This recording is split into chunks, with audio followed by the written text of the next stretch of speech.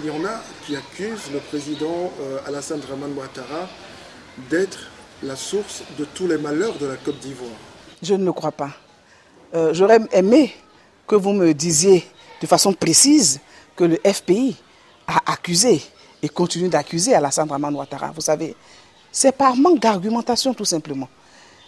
Le FPI a besoin de cacher son incompétence et son incapacité à gérer la Côte d'Ivoire, à gérer les questions, les problèmes des Ivoiriens.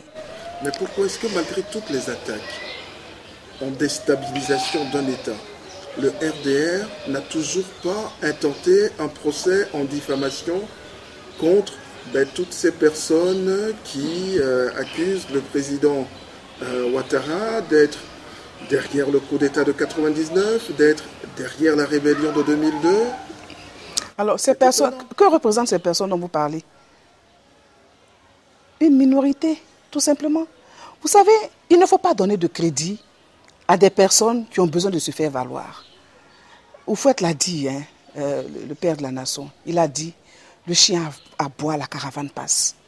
Vous savez, les questions de la Côte d'Ivoire sont nettement au-dessus de nos petites querelles personnelles et de nos petits intérêts personnels. Ce que le FPI démontre aux Ivoiriens et montre aux Ivoiriens est trop petit. Et heureusement, fort heureusement, Ouattara a la capacité humaine de se mettre au-dessus. La Côte d'Ivoire est trop fragile. Vous imaginez?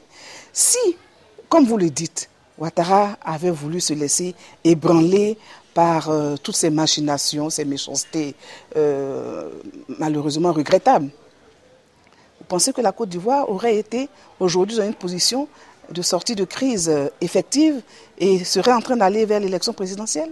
C'était tout simplement de la provocation. Ouattara a un amour inestimable pour son pays. Ouattara a le sens de l'État. Il a le sens des affaires de son pays. Et il estime que son pays, pour lui, est plus important que ces petits problèmes de personnes. Et c'est pour cela qu'il n'a jamais jugé utile de répondre à ce genre d'accusation, à ce genre de méchanceté. Mieux, il a même suggéré à toute la Côte d'Ivoire de pardonner et de se pardonner mutuellement. Il a demandé aux Ivoiriens de pardonner. Mais en fait, il faut qu'on pardonne les capacités du FPI. Qu'on pardonne au FPI son incapacité à gérer la Côte d'Ivoire et ces erreurs graves, ces erreurs stratégiques, ces erreurs politiques qui nous ont menés malheureusement dans cette situation de crise. Hélas, nous devons le constater. Si le FPI avait été à la hauteur, parce que vous savez, pendant la période de transition de 1999 à 2000, Laurent Gbagbo était le seul opposant à avoir véritablement travaillé avec Guy Robert, feu le général Guy Robert. Il a été celui-là même qui était au quotidien aux côtés du général et qui finalement a été son adversaire à l'élection présidentielle de 2000. Et c'est dire que Laurent Gbagbo était instruit des questions, des problèmes des Ivoiriens, des problèmes militaires. Il était fondamentalement instruit des problèmes des zinzins et des baoufouets. Il savait exactement quelle était la situation par rapport à cette théorie de l'ivoirité. Laurent Gbagbo était au fait de la situation de Côte d'Ivoire. Malheureusement, son incapacité ne lui a pas permis, entre 2000 et 2002, malgré le forum dit de réconciliation nationale qui avait eu lieu en 2002, malgré les résolutions de ce forum qui aurait dû l'aider, n'est-ce pas, à renforcer la cohésion sociale, Laurent Gbagbo n'a pas été à la hauteur. Il n'a pas pu empêcher une telle crise à la Côte d'Ivoire. C'est la raison pour laquelle nous pensons qu'il sera sanctionné, et il le sait d'ailleurs, qu'il sera sanctionné au soir du 31 octobre 2010. Et en plus, je voudrais vous donner quelques anecdotes. Vous savez, Ouattara a pratiquement visité toutes les régions de Côte d'Ivoire. Il ne lui reste plus que la région, n'est-ce pas, d'Aboisseau, le district d'Abidjan, ainsi que la région des Savanes.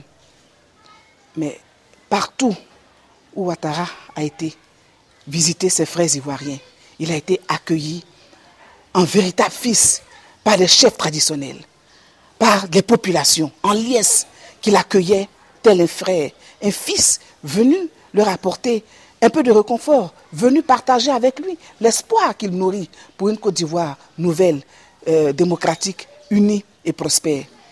À aucun moment, Ouattara n'a senti ou ressenti une quelconque animosité, un quelconque rejet de la part des populations. C'est ce qui est important. Ce ne sont pas les élucubrations plus ou moins légères du FPI qui vont les branler, vous savez. L'objectif est de taille. Nous n'avons pas à nous laisser distraire par des petits agissements de désespoir du FPI. Il faut les comprendre. Il faut comprendre le FPI. Il est difficile, pourtant, malgré ce que vous me dites, il est difficile aujourd'hui pour certains Ivoiriens d'accepter que M. Alassane Dramane Ouattara est ivoirien. Comment expliquez-vous cela?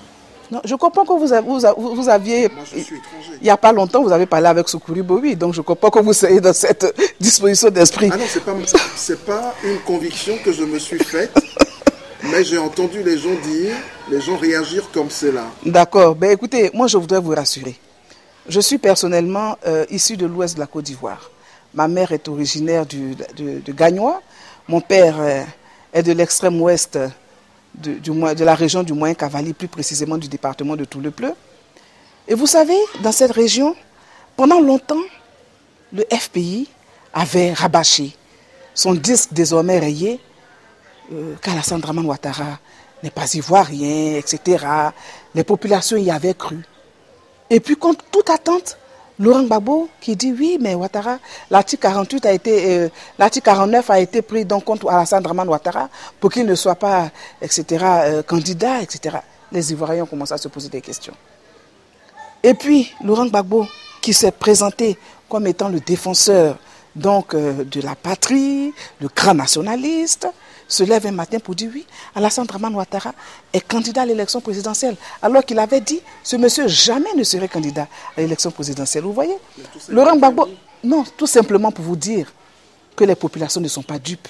Elles ont compris qu'il s'agit là tout simplement de propagande et de manipulation politique. Gbagbo a-t-il intérêt à être candidat à une élection où il a un adversaire tel que Ouattara? Non. Vous voyez bien que depuis des années, le FPI ignore royalement tous les autres candidats et se focalise essentiellement sur le candidat Ouattara. Tout comme le RDR ignore royalement tous les autres candidats et se focalise sur Laurent Gbagbo du FPI. Le RDR ne se focalise pas sur Laurent Gbagbo du FPI. Le RDR se focalise sur la situation de crise que vit la Côte d'Ivoire. Et le RDR démontre aux Ivoiriens l'incapacité du FPI à nous sortir tout simplement de cette situation de crise. Ce que vous dites, parlant du RDR, de la relation entre le RDR et le FPI, vous savez, nous connaissons bien les militants du FPI et nous connaissons mieux les responsables du FPI. C'est la raison pour laquelle nous sommes obligés, en toute responsabilité, de rétablir la vérité chaque fois qu'il s'évertue à tromper l'opinion. Mais ce n'est pas que nous avons besoin de leur répondre systématiquement. Vous l'avez dit tout à l'heure, pourquoi n'avons-nous pas engagé de procédures judiciaires, n'est-ce pas, pour dénoncer les agissements du FPI ou les poursuivre en justice? Non, ceci n'est pas de notre conception de la vie politique, de la vie entre frères ivoiriens. Mais, vous savez, lorsque un parti comme le FPI finit par ce genre, par le comportement qu'on lui connaît, ce parti finit par devenir dangereux pour la cohésion nationale. Et à ce moment-là, nous, RDR, fils et filles de la Côte d'Ivoire, sommes obligés de taper sur la table pour ramener les choses, si vous voulez, dans leur juste milieu. Et c'est pour cela que nous ne pouvons pas laisser le FPI faire n'importe quoi, dire n'importe quoi quand ça l'arrange un matin, le soir, dire une chose, le contraire de ce qu'ils ont dit la veille. Non, ce n'est pas de cette manière qu'on gère un pays, vous savez. Il faut qu'on qu'on fasse attention. La Côte d'Ivoire a connu des moments, on le sait, vous le savez, extrêmement difficiles. Mais les agissements du FPI continuent de mettre à mal la cohésion nationale. Et nous taire sur un tel état de fait serait irresponsable de notre part. Et nous n'avons pas envie d'être taxés d'irresponsables. Comme aujourd'hui, le peuple de Côte d'Ivoire taxe le FPI d'être irresponsable.